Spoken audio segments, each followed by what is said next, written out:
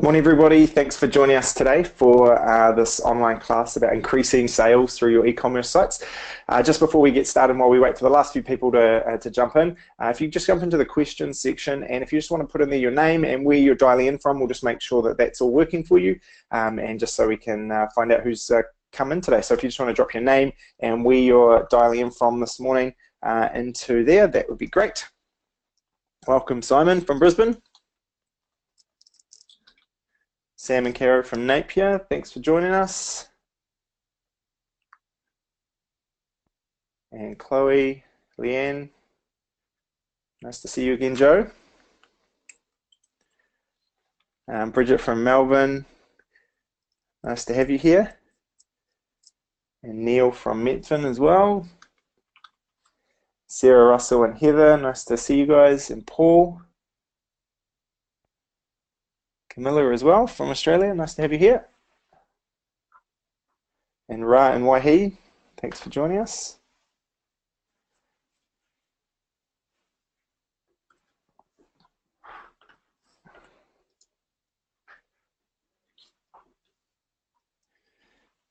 Excellent. There's a few people coming back in, but we'll continue on. So hey, thanks again for joining us. It's great to have you all here, and we're excited to be able to share this information with you. Jeremy and I are here today, so we just thought we'd say hello, and it's as I said, great to have you, and we're excited to share some of the stuff with you. Jeremy's going to be answering questions throughout the online class as well, so feel free to flick them into the question section. He'll interrupt the presentation and answer those, and then we'll have a Q&A session at the end as well. So feel free to shout out with any questions. Happy to answer those, and then yeah, and then we can answer them as we go, or get to them at the end as well. So let's jump into the presentation. We'll turn off the camera so that you can kind of focus on the information we're going to share, and then we might jump back on at the end. So let's get into it.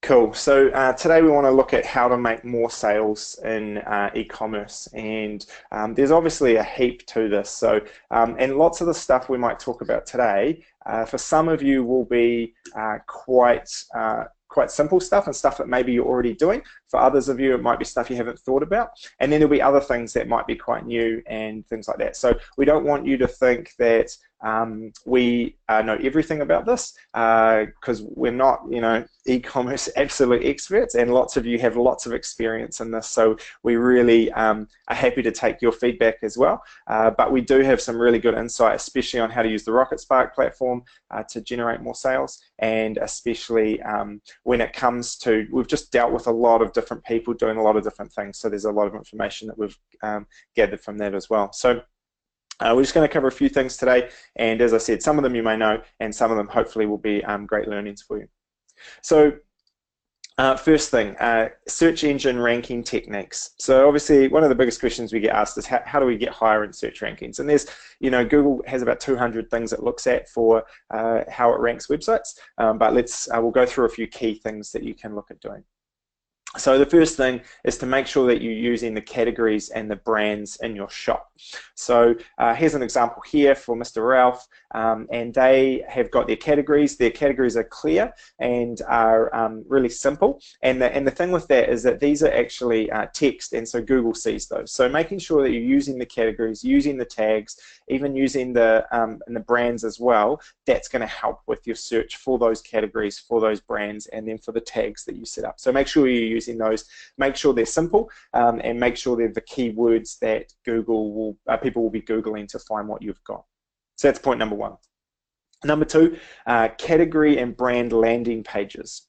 Now this is something that people sometimes don't think about with Rocketspark, but obviously you've got, people can come into your website, they can click on a brand or a category within your shop, and then it will just filter the products by that brand or that category, or by both. But actually setting up a specific landing page for brands and categories is really beneficial. So here's one of our clients here, Pure and Wholesome, and I'm just going to jump into their website and explain what they've done. So they've got a fairly wide range of products. They've got pet products and baby products and lifestyle and accessories, lifestyle products and accessories. So what they've done is they've set up a landing page for each of those categories. So you can see here I'm on the pets page, and this whole page is optimized for their pet products. So for dog food, for cat food, for rabbit, guinea pig food, for the toys they sell, for the brands that they stock, all those sorts of things. So they've got a whole page set up. They've also got here, they've set up these stacks that have links to different categories. And so what you can see, categories, kind of subcategories and different brands. So if I click onto wet dog food, for example, if I click onto that, and you'll see that it loads into the shop, and it's already got dog food and their filter wet dog food selected. So what that means is that somebody's gone to the pet page, they've clicked, they're like, I want wet dog food, and all they're being presented with is the wet dog food that Pure and Wholesome sell, which is about 13 products. So they're not being given everything, and they're not having to find those categories and those filters. Pure and Wholesome are actually sending them there to that. So if I jump back to the pet page again, and we'll scroll down again, they've got these buttons here, these image blocks, dogs, cats, and furry friends. If I click onto those, it takes me directly into the shop, and just the dog accessories and dog food are selected. Now you might ask, how have they done that? Well, if you go into your store and click on both of these, you'll notice that up in the URL in the address bar, it actually adds some category numbers to the address. And so what you can do is select from the /shop, so you don't need to go all the way back, but if you just go from the /shop all the way to the end of that URL, and then in the image block, when you go to the link section, you click on the website option and then just paste in the end of that link. So just from the /shop all the way through.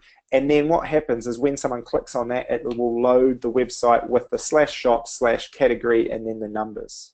Okay, so this is a really good way to let people quickly get into that. If I clicked on furry friends, same again, it's got selected their other animals category, and it's got all of those products there.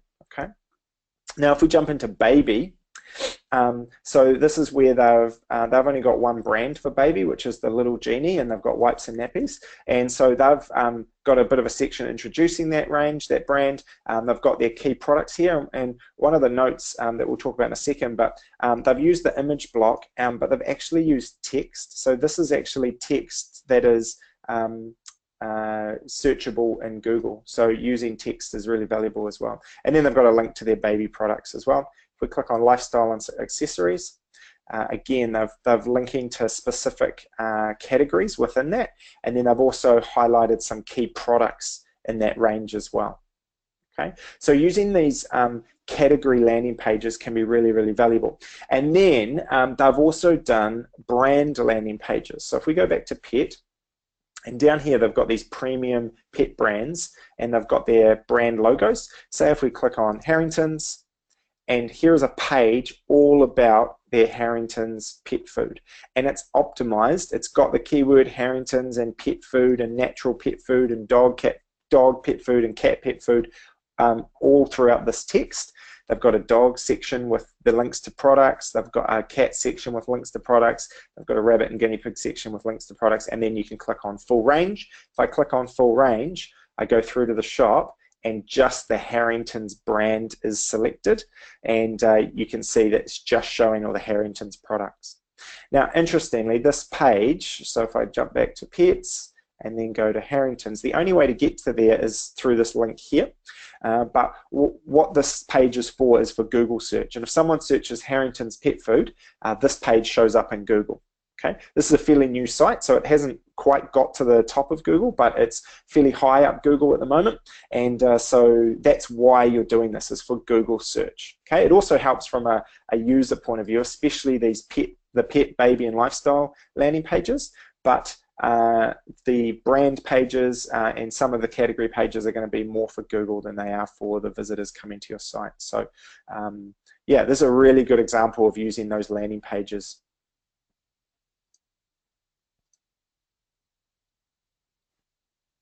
Cool, let's jump back into the presentation here.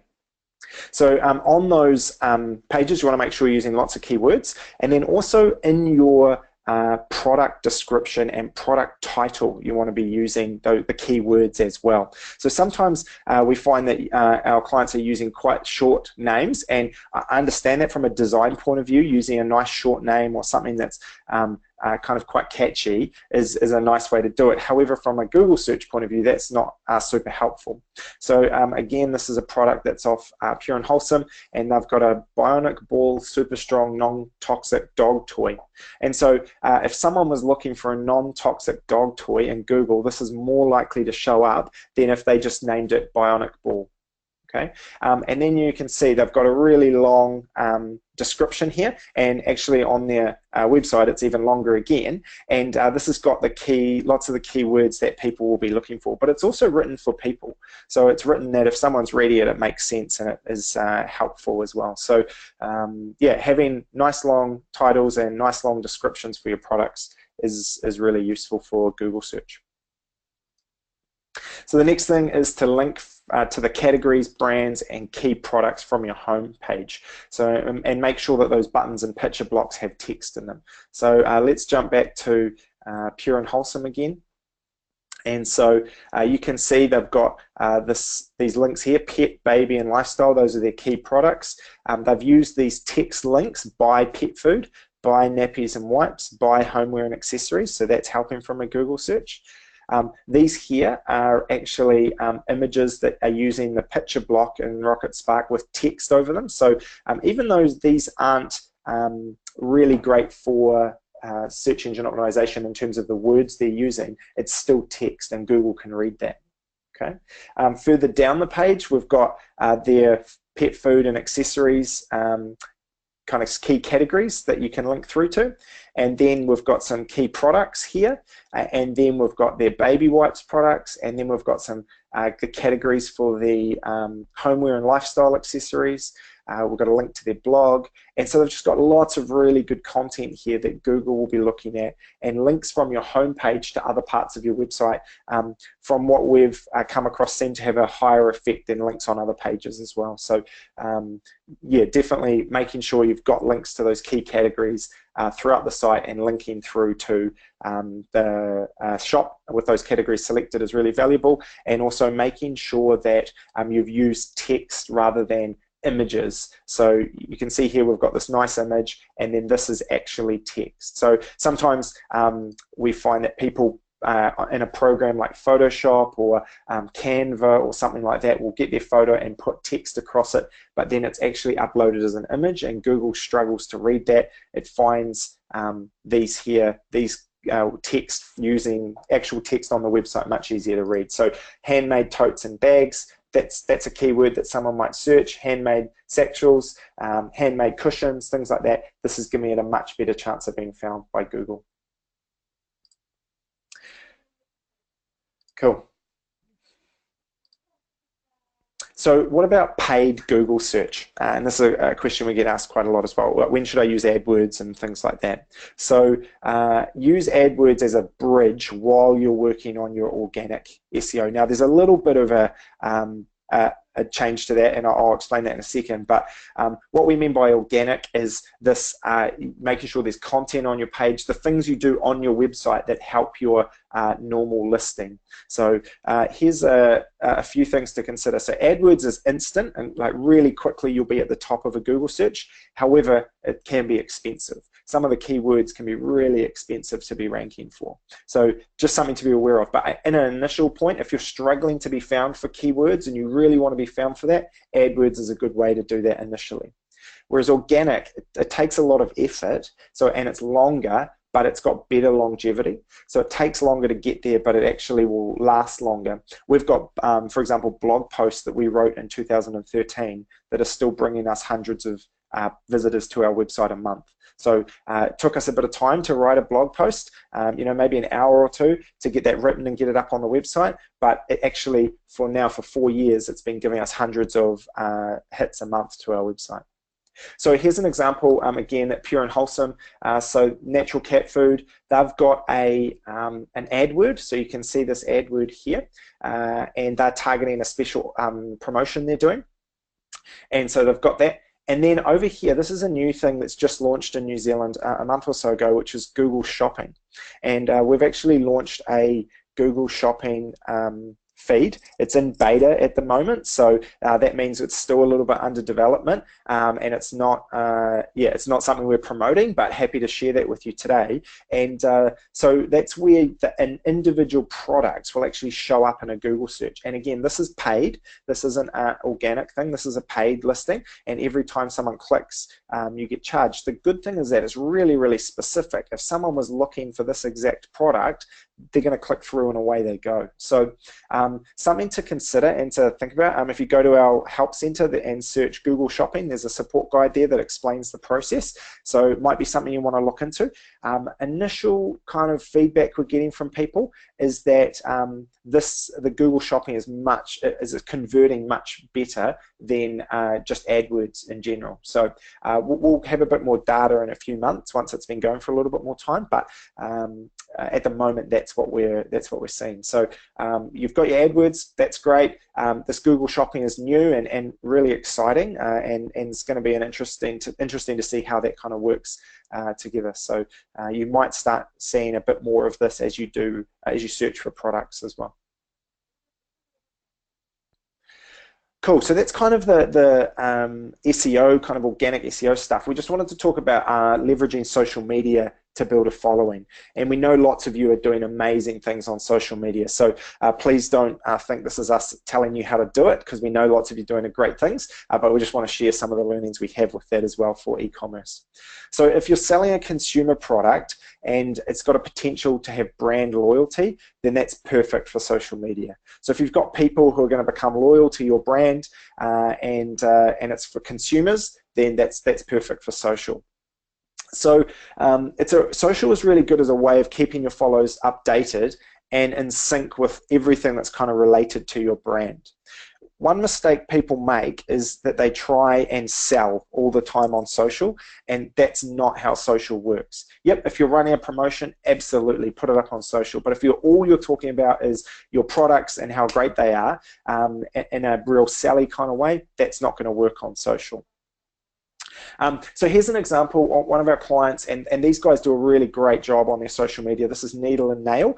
They make handmade wooden toys, and this is a post they put up on September 1st. Have you brought a hand piece off us? And hand piece that they use is a little pretend sharing implement, I think, and they're just asking for action shots of it being played with. They'd love to see them. Now they're not selling. They've got a nice photo here of 30 or 40 of these things ready to go, and they want to see action shots with it. Now, that got 40 likes and 14 comments.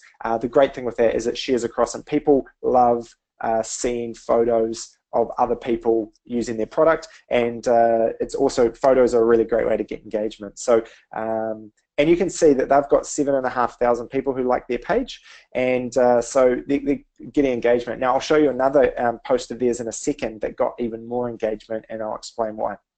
So it's much more than just telling them about your products or sales, and that's what I was referring to before. It's not just promoting all of those products. So you actually get a chance to tell your story, to sell the dream of why your business exists.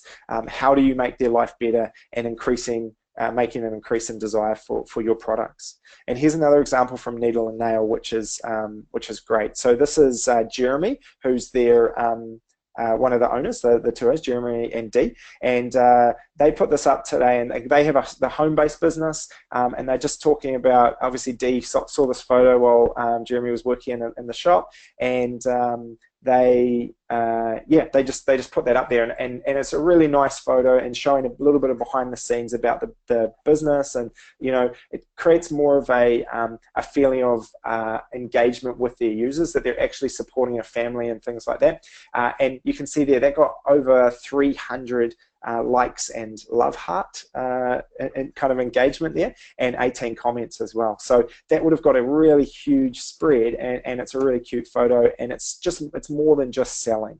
So it's giving them an emotional connection to their product. And we know Jeremy and Dee quite well. They're not doing this to get emotionally connected with their clients to make more sales. They're purely just doing it because this is who they are, and this is their business. So it needs to be natural, and it needs to be real. It can't be faked. So yeah, that's a little bit about social. The key question we get asked as well is, what social networks should I be on?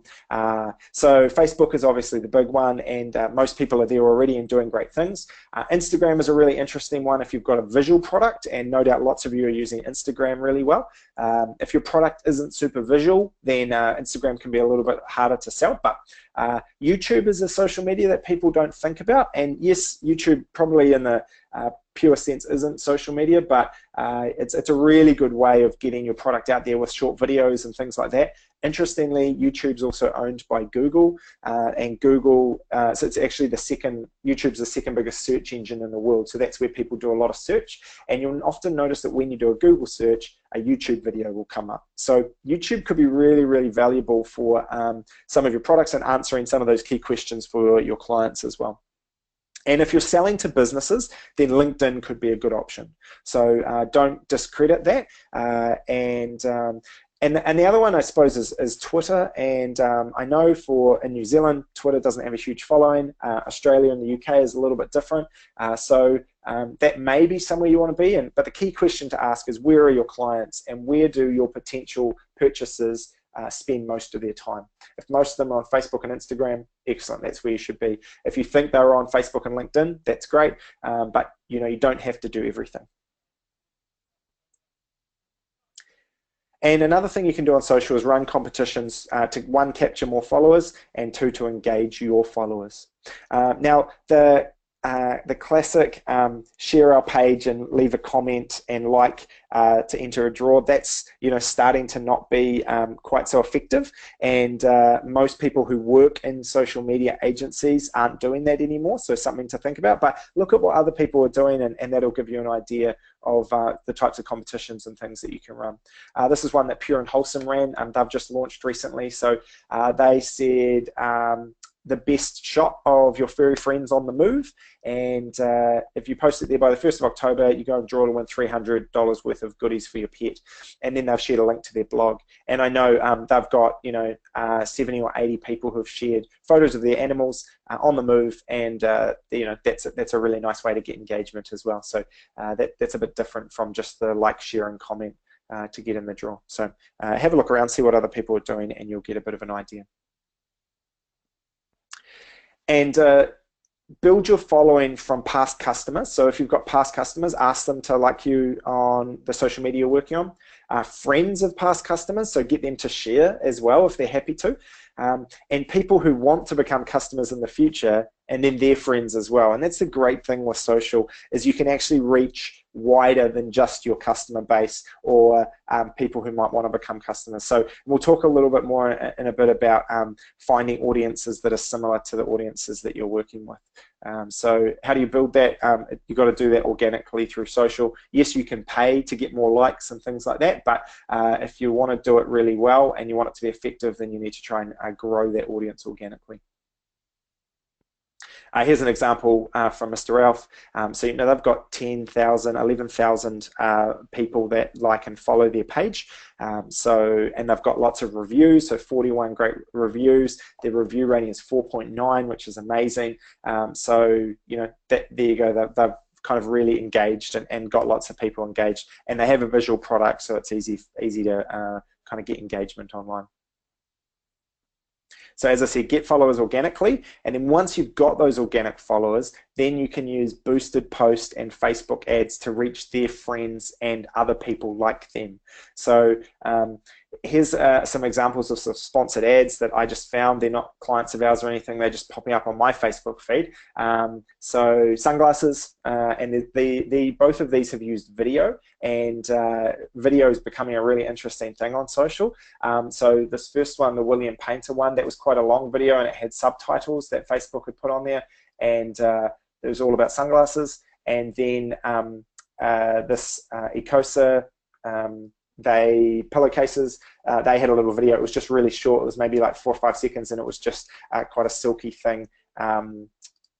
sorry, I'll just get back. It was quite a silky thing just floating through the video. So interesting ways to do it. Now, one thing to be aware of, so it says that this video has had 2.5 million views. Facebook counts those just as someone scrolls past and the video starts. So don't get too hung up on views. You're more wanting comments and likes. So the engagement of these have been quite low at the moment. I have no idea how long they've been running for or anything like that, but yeah, just something to be aware of there. So you can use Facebook advertising to create audiences to target that are like your followers or customers. So this is something that people sometimes don't use. So yeah, most of you will know you can jump onto Facebook, you've got a post that you've made, you can promote that and just say, I'm going to promote it to people, to my followers or to people in this age group, in this location, or who like these things. But one of the cool things you can do is actually find lookalike audiences. So that's basically where you can say, hey, all of the people who like my page, find me another 10,000 people in this location who are like them. So that would be similar ages, similar interests, genders, you know, all those sorts of things. So the other thing you can do is if you have an email database, you can actually upload that into Facebook and then find those people and then find a like audience to those people as well. So there's heaps of ways that you can use the lookalike audience to find more people who might be interested in what you're searching for. So if you haven't had a play with that yet, you can just jump on, search lookalike audience Facebook, and you can do that there. Okay, so it'll give you kind of step-by-step guides on how to do that. All right, so the next point, techniques to incentivize purchases and higher spends. And this is what we're wanting. Once we've got people to our website, so that first section around social and SEO techniques is then once they're on the website, how do we incentivize purchases and higher spends? So the first thing you can do is use Rocketspark's new promotions and coupons. So recently, probably in the last month or two, we've launched some really nice advanced features for promotions and coupons, and there's more we want to do in this space as well. So basically there's two types, there's promotions and there's coupons, so we'll just go through each of those specifically. So promotions, this is general sales for all visitors, so anyone who arrives at the site can take the benefit of this promotion. So you can do promotions or sales on specific categories or brands or a specific tag as well. So you can be really specific, as in just sale on this or just sale on this brand. You can use it for clearing old stock. So if you're wanting to get rid of some a specific line of stock, you can do that as well. Excuse me. Seasonal sales, so if you're doing Father's Day or Christmas or Mother's Day or Labor Weekend or anything like that, there's a promotion you can run, 10% off store-wide, GST back, you know, all those sorts of things. Limited time sales, so you can put time frames on these promotions so that you can get people to buy right now rather than waiting till next week. And you can use banner graphics and the feature area to promote these sales to your visitors, and I'll show you how you can do that as well in a second. And make sure you promote the sales on social media and then get people to click straight through. Now, one thing we talked before about landing pages for brands and categories, you can also do landing pages for sales. So if you were running a sale for Labor Weekend that's coming up, actually have a page that talks about the sale, all the things about it, the categories that are for sale, the specific products that are really discounted or whatever it is. And when someone clicks through from social, or from an AdWord or wherever you're kind of promoting this, they're getting a tailored experience about that sale, okay? Or send them straight through to the tag or the brand or the category that you've actually got on sale, rather than them having to find it from the shop. So be really specific about the link that you're putting on your social media or wherever else your email marketing or whatever you're doing there. So here's the promotions that you can do now in Rocketspark. There's a promotions and coupons section in your shop settings, and you give it a title. You can say whether it applies to all products, or you can say which categories, which brands, and which tags all relate to. Give it a start date and an exact time that it finishes, and at that moment the pricing will disappear, and then the discount amount, and it's always percentage based for a promotion. So set the percentage up and away you go. Now obviously you could have multiple things running where different categories have different discounts at the same time. So you know, for Pure and Wholesome, their pet category might have a 10% discount, their homeware and accessories might have a 20% discount, and their babies products might have a 30% discount, and you can run them all at the same time. So they don't, because you can set exactly which category it relates to. So the promotions feature is really nice, opening up a whole bunch of opportunities there. And then for coupons, coupons are for sales for a specific audience, and that could be one person. So a really loyal customer gets a specific coupon for them, or it could just be for your VIP members, or just for people who've come from social, so followers on your Facebook page, or just email marketing, or whatever you want. So offering your coupons for your social, email marketing, or other efforts, or even offline print ads, something to be aware of is if you're in a magazine and you want to know what return am I getting for this, give them a coupon code that gives them, I don't know, 5% off or a $10 off or something like that, and then you can actually see what impact that has on your sales in your shop. And by using a different coupon for each ad campaign, you can track which ones lead to the most sales. So as I said, online, maybe newspaper advertising, if that's what you're doing, specific social ads, you can use different coupons for different ads, see which one gets the best click-through rates, best results, all those sorts of things. So you can be quite specific with this now with the new coupon features. So again, with coupons, give it a title, whether it's a one-off use, so it's just for one person, or whether you want multiple people to use it, whether it's a percentage or a dollar value for discounts, and which products you want it to be restricted to. Now, one thing we played around with a lot when we were building this was whether people could use a coupon with a promotion. So, for example, you're running a 20% promotion on your website for Labor Weekend, someone's been given a coupon for another $10 off. Can they use that at the same time as the promotion? And you can choose that there, whether you allow them to be used at the same time or whether you don't. So that's entirely up to you. We wanted to give you the option to do that. Minimum purchase order, so you can add that in there. You might not want a minimum purchase order, that's fine, but if you do, you can drop that in there and say, with $50 spends, you get 10% off. Start date, end dates, and then discount amount, dollar or percentage value, and then the coupon itself. Just something to note, normally coupons are all in capital letters, just to keep it nice and simple, and also all one word, so don't put spaces and things like that. So it's just easier to do. And also free shipping if you spend over a certain amount, and that's to incentivize people to spend more. So, hey, if you spend over $30, we'll give you free shipping, or 100 or whatever, and you can set that in your Rocketspark dashboard. Here's an example, again, from Pure and Wholesome. They're doing a launch special of 20% off site-wide, and you can see that the products have the old price and then have what the new price is. So it's the 20% discount. And I've also got, until 25th of September, free delivery on orders over $30. Okay, so they've set up both of those things. So it's just an example. They've used the feature area in their shop. So for those of you who are on the most recent templates with Rocketspark, you've got the feature area in your shop, and you can add in there any information you want. Sometimes you might want shipping, some shipping information, or maybe if there's some products that are out of stock, you can say there's a delay of whatever, all those sorts of things, but especially for promotions. That's a really useful place to highlight that as well.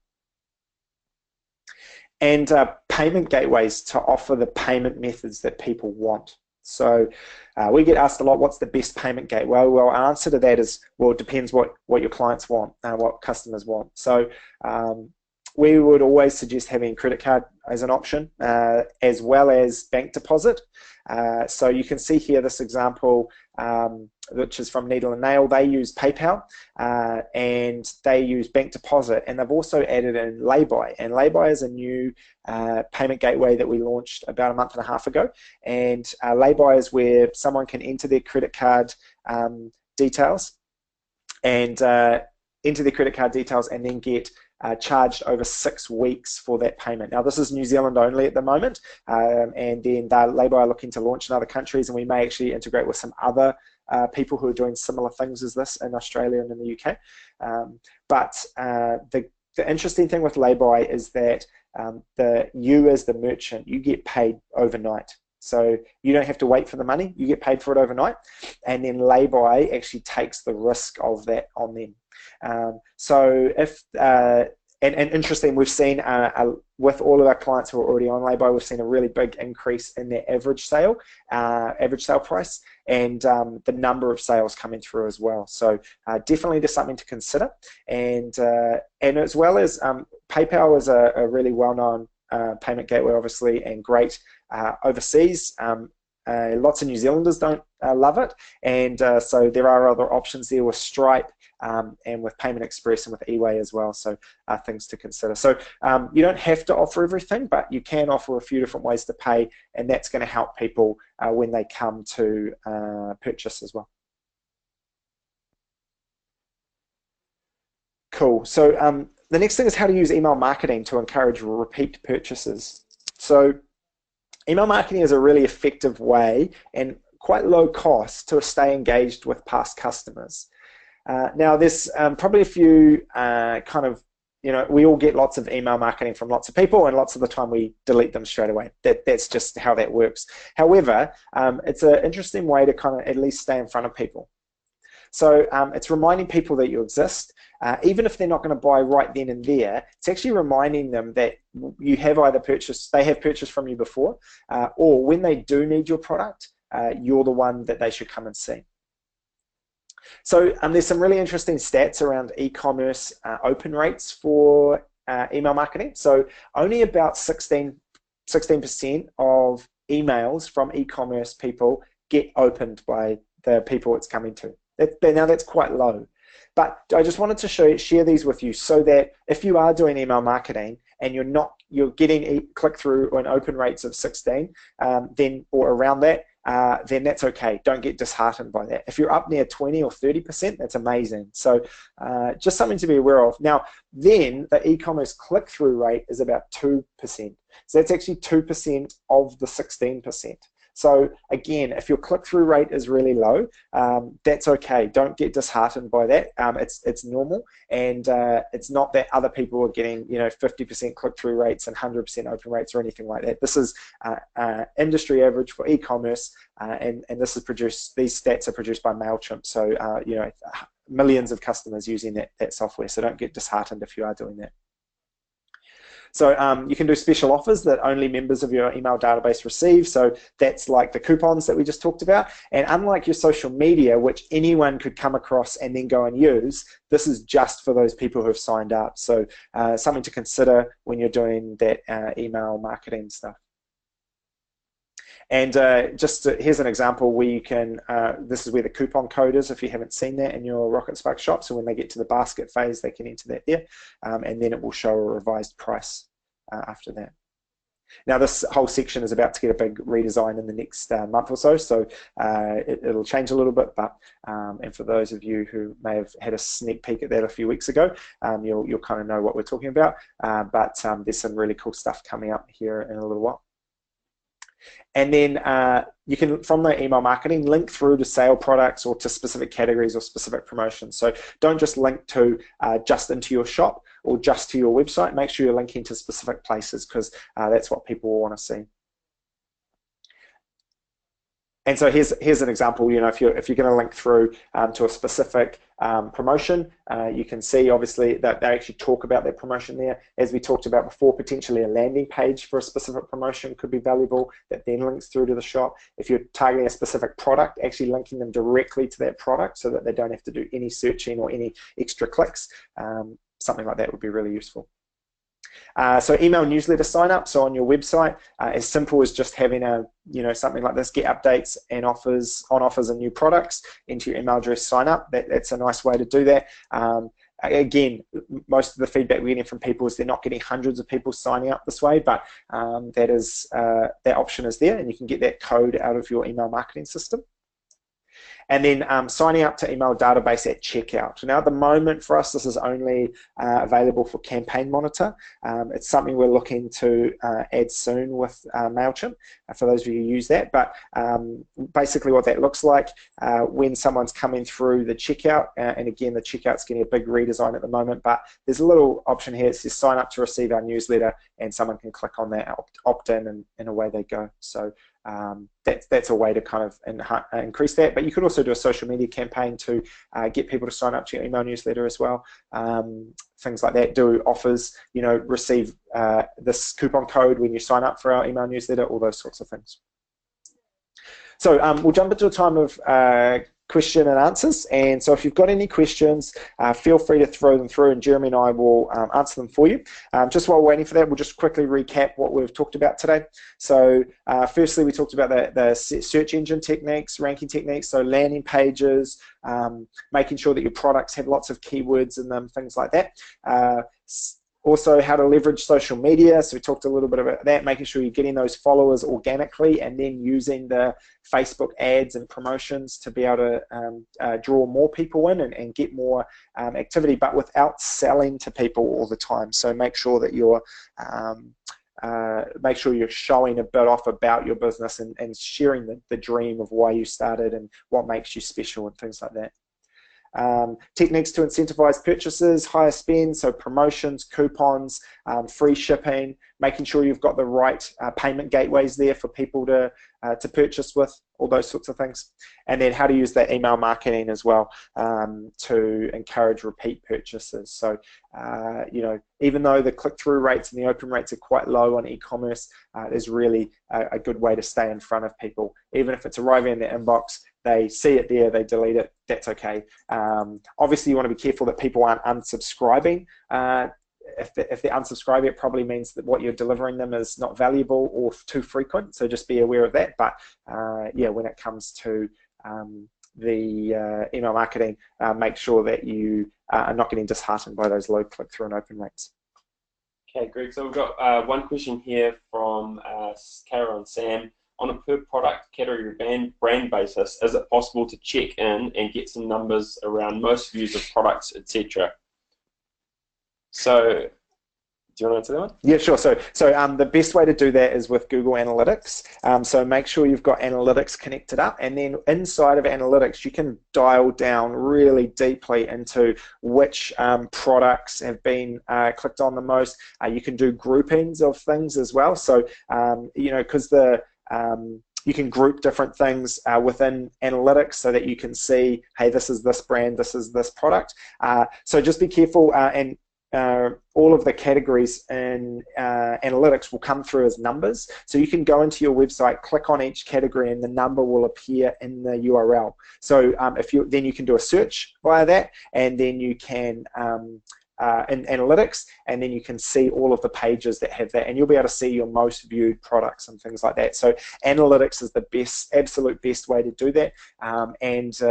You might want to get a bit more information about Analytics, and if people are interested, and if you'd like a bit more information about Analytics, then definitely let us know. Maybe we can run one of these online classes specifically about Google Analytics, because it is really complex. We get that, but there's some really useful information to be got from Analytics as well. So yeah, if you've got Analytics already connected up, then start looking into it. If you don't, then you absolutely should, because there's really useful information. And even with those landing pages that we talked about, if you don't have Analytics set up, you don't know how effective those have been and how much of your traffic actually comes there. Obviously, most of the traffic comes directly to your homepage, but if you've got those landing pages set up, as I said, they can create a whole lot of really good traffic coming to your website for search terms, and that's going to be really valuable.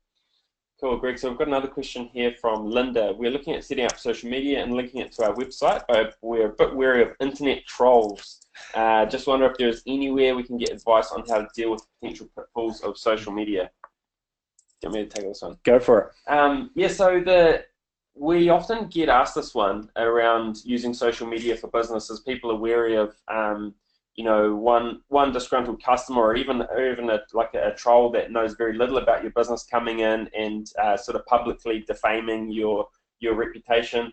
And generally where we start, and this is a fairly accepted industry approach, usually it's starts by thinking about the potential gain that you have to get by potentially thousands of really loyal followers, and the nice things they might say about your customers, and the potential reach and sales that might lead to, that far outshines the potential for the number of trolls. Yes, you might get, you know, one or two negative people from time to time, but generally the recommended approach for that is to actually to tackle that head on, and to not not be aggressive in terms of retaliating to people like that, but politely answer them, and but actually, you know, if they don't have a leg to stand on, your followers that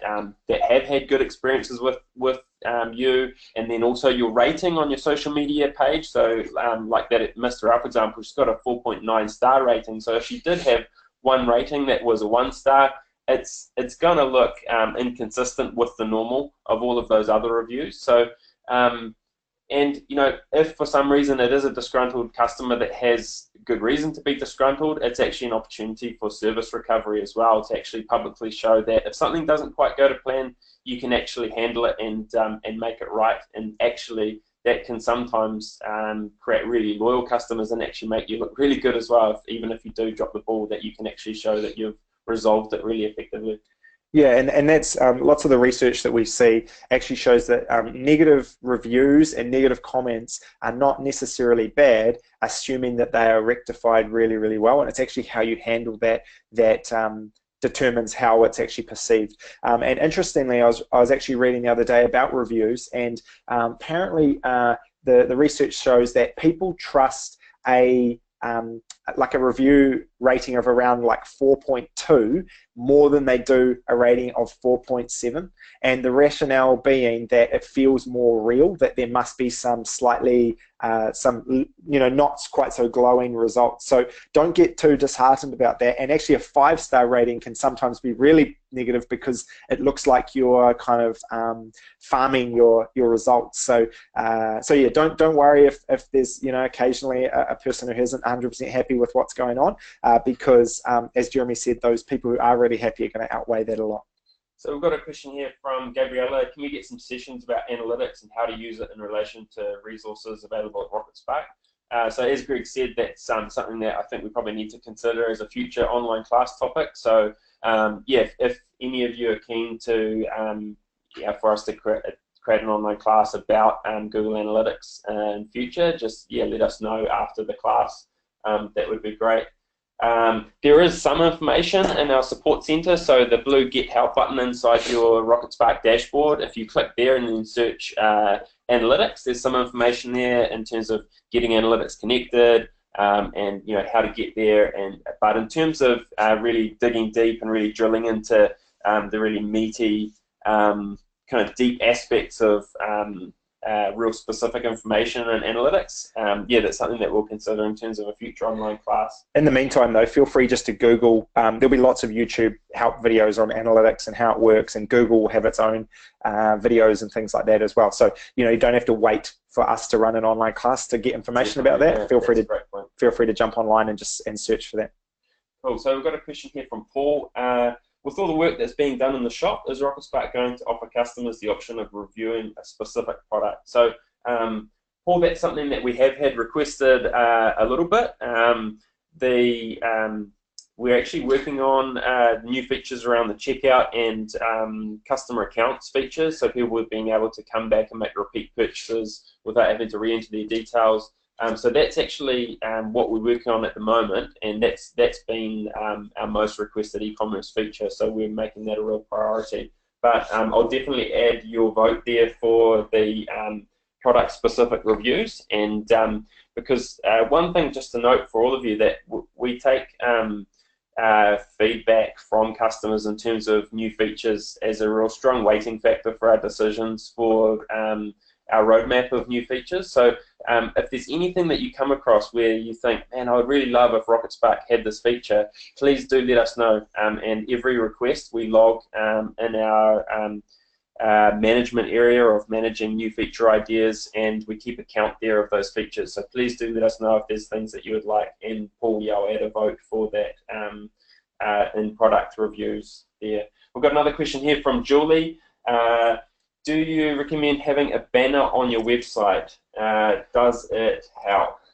at all from an SEO perspective, and will direct product reviews. Okay, so that's the next question. So we'll just stick on that one first.